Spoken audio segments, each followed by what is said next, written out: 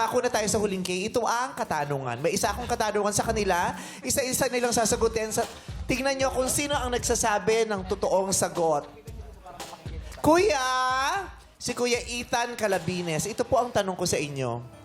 Bilang personal driver, dapat maingat ka sa pagpapatakbo ng sasakyan. Tama naman yon.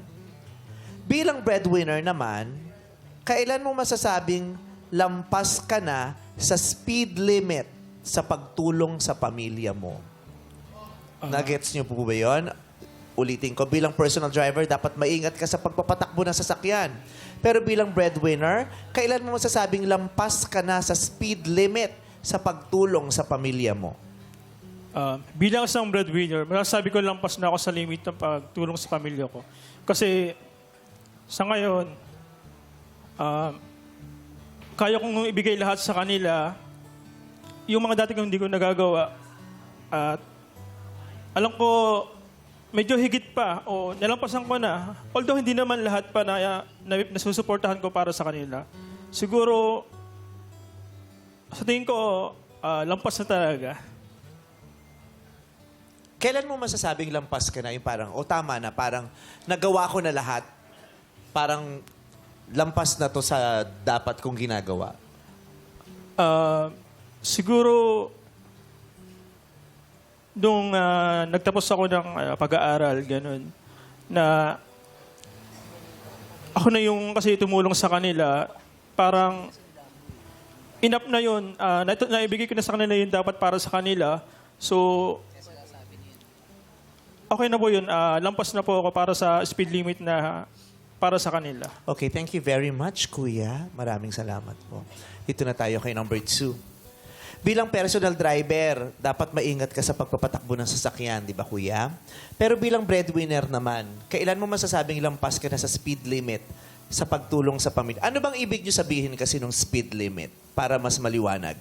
Sinong nasumulat? Sobra na. Ano ibig? Para yung mas anong term, yung mas malinaw at mas madaling ano. Kailan mo masasabing lampas ka na sa speed limit? Anong ibig sabihin nyo ba nun? Nung expression na yon? Tanungin natin yung writer kasi sa kanila galing. Para isa lang ang meaning kasi baka iba-ibang interpretation natin. What you meant was, sobra-sobra na ang nagawa mo. Okay. So, kailan mo masasabi na, ay teka, sobra-sobra na yata yung nagawa ko, Kuya? Kasi po, sa karanasan ko po, sa amin po kasi mama ko at saka yung kapatid kong may asawa na dalawang anak na hiwalay sa asawa. Ako na po lahat ng umaako, pati yung tuition, pati pagkain nila, ultimo diaper ng bata. Pati yung buhay ko po, hindi ko na po naasikaso, ultimo break, di po nakakabili. Tapos one time po, pasok ako, wala akong pera pa masahe. Sakto lang po, 20. Walang bakit pamangkin ko. Binigay ko, naglakad ako. Parang sa akin, parang ba itong ginagawa ko? Mas ultimo sarili ko, babayaan ko na.